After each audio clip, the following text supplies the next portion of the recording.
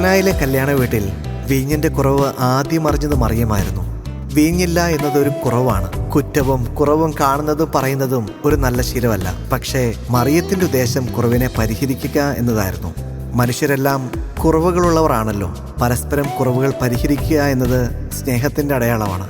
അവളുടെ സമയോചിതമായ ഇടപെടൽ മൂലം കുറവ് മികവായി തീർന്നു. പരിഹരിക്കാനാണെങ്കിൽ, മികവാക്കാനാണെങ്കിൽ കുറ്റവും കുറവും കണ്ടുപിടിക്കുന്നതും പറയുന്നതും ഒരു പുണ്യപ്രവൃത്തിയാണ്. അമ്മേ അമ്മേ ജപമാല റാണി, ജപമാലയിൽ മിന്നി വിളങ്ങും അമ്മേ.